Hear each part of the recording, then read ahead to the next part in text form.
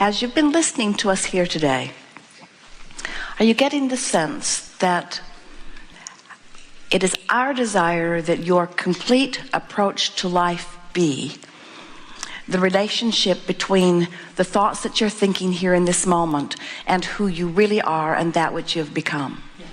And as you've been listening to us, can you feel, maybe more powerfully than ever before, that you might have deliberately chosen what many would call rockier or maybe even a bad beginning for the purpose of the contrast getting more going into your vibrational escrow earlier on?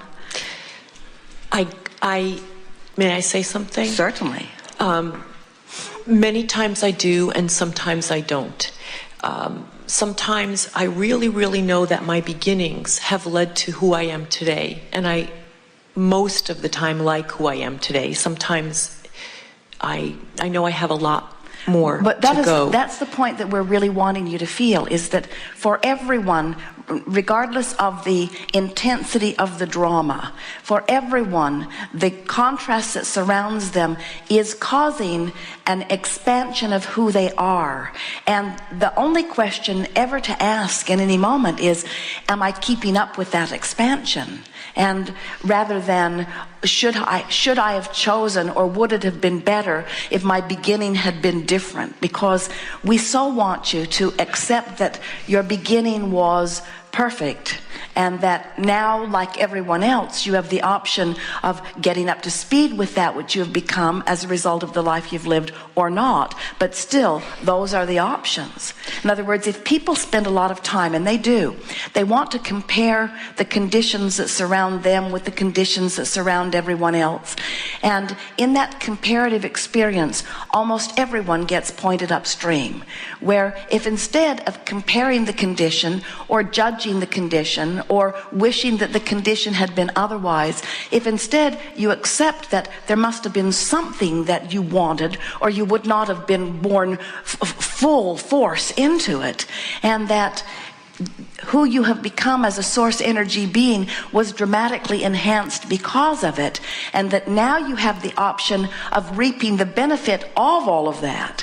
We said earlier, and sometimes it's easier to hear when you're thinking in terms of all of humanity, but we said earlier that this generation will benefit mightily by that which previous generations lived in their contrast and put into their vibrational escrow, just as future generations will benefit by that which you all are living now. But to be one who actually benefits from their own contrast, now that really is something, you see. And that's where, when you come into alignment with the understanding of who you really are, and you approach this duality of beingness, of the source energy you and the infant physical you, and the source energy you and now this you, as you let all of your attention be upon closing that gap, and you spend no time trying to compare what was with what could have been, now you're off and running, and now you're reaping the benefit in the way you planned when you decided to come forth to begin with. I feel that way. I feel that way a lot. What I really am so glad to be called here today is because I'm ready to clean up the rest of it. And what I mean by that is, and I sometimes something will happen or something is triggered, okay, and then I have those feelings, those very deep, painful feelings of whatever they are. For example, give us a triggering moment. Fear of loss. Like yesterday, it was interesting. Yesterday, I've been looking forward to this for a month. And yesterday, I stayed in a hotel last night, and I cried for a couple of hours because there were a lot of emotions that were being churned up yesterday. And one great feeling is a fear of loss. And it could be a fear of loss of a person, of that gentleman business, or just a fear of loss.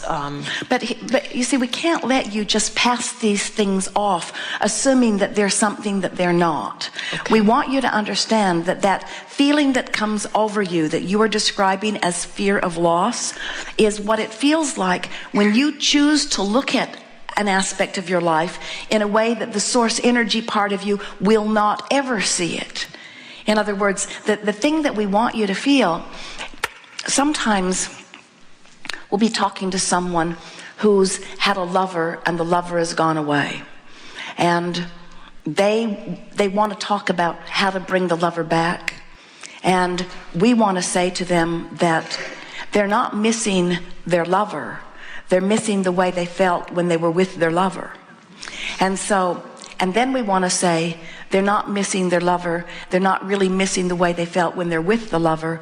They are missing their connection with source energy, and they are defining it through the loss of this lover.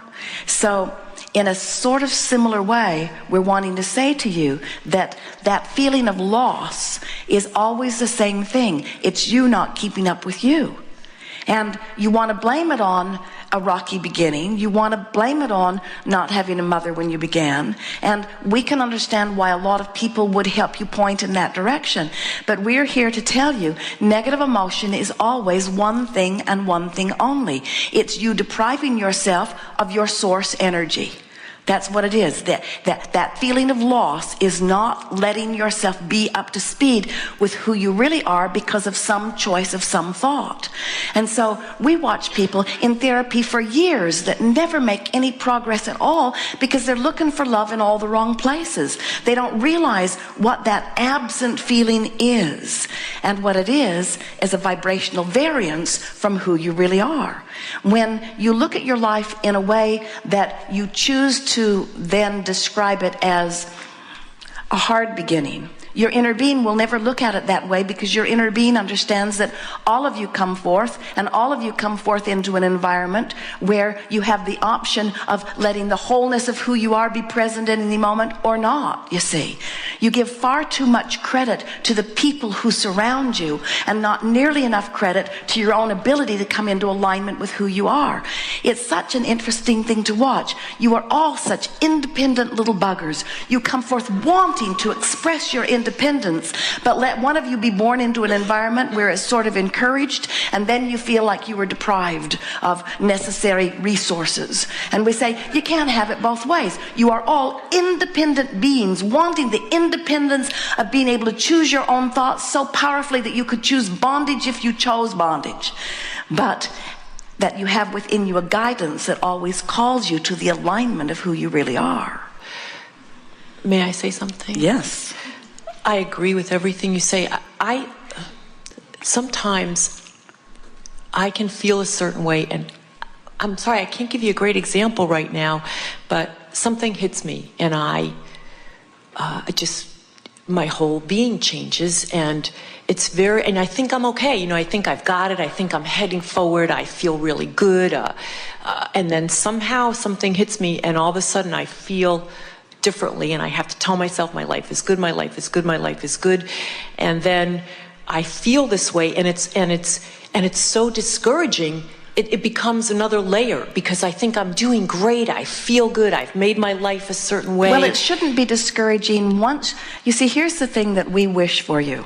We want you to consciously make the association between the way upstream thoughts feel and the way downstream thoughts feel.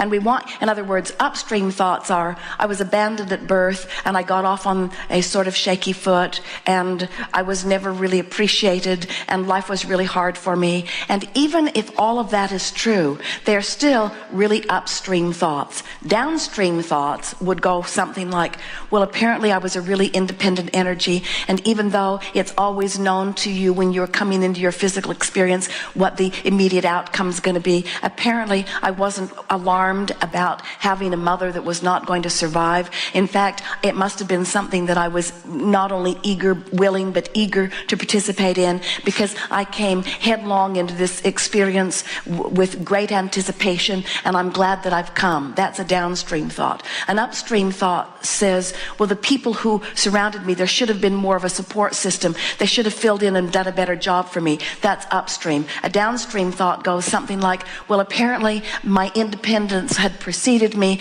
and I was looking for an experience that would give me more contrast early on to get more stuff over there in vibrational escrow. And even though it could have been a lot easier, I'm happy for all that's over there in my vibrational escrow.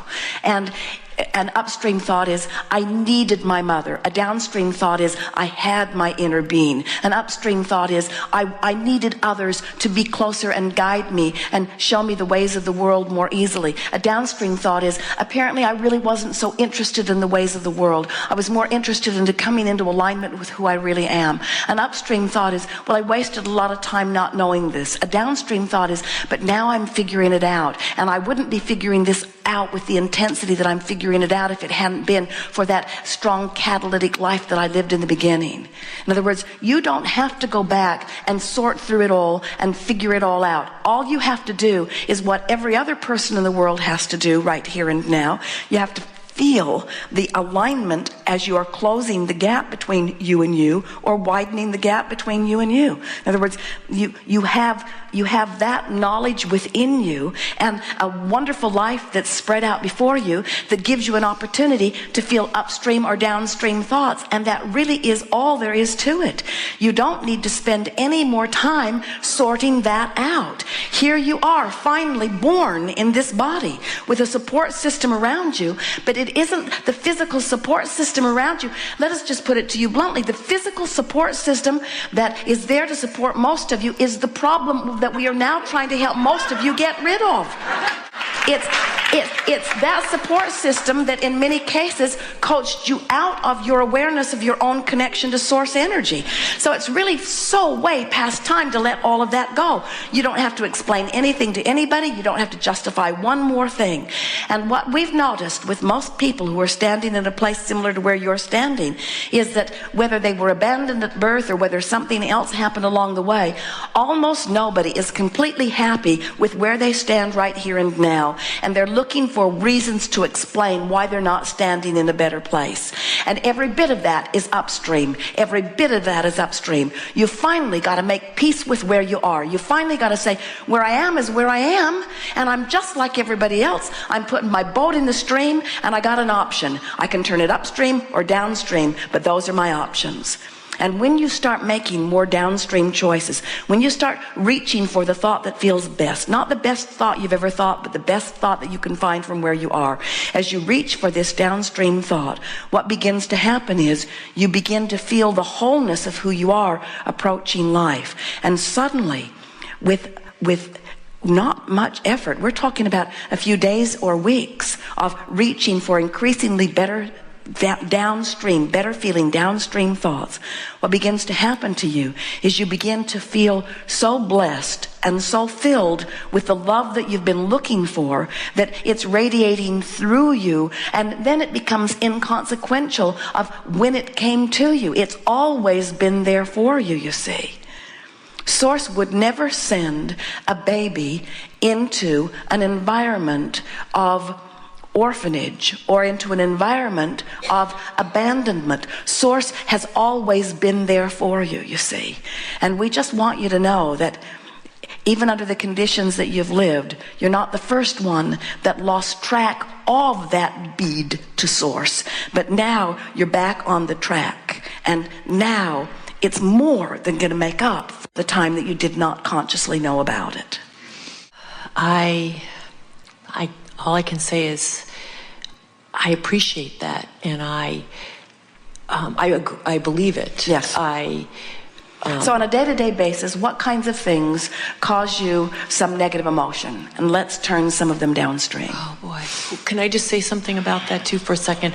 I think I'm headed downstream. I'll be headed downstream and headed downstream. And I guess what you're saying is, and then something happens and to that we want to say, so what? Okay. So that's what I need to do is what you're saying is when something happens and I feel myself going back upstream. Laugh and say, there I go. I'm trying to head upstream. Okay. No logical reason for it. Right, Is there any way I can soften this and give myself a little feeling of relief? And then as that happens, it will happen less because I give myself more and more relief. Because what happens is, you see, without meaning to, you've developed a lot of upstream thoughts. Most everybody has. And if you just think them again and again, then law of attraction just makes them stronger and stronger. But here's the corker. Every time life causes you to offer an upstream thought, your inner being offers a stronger downstream thought.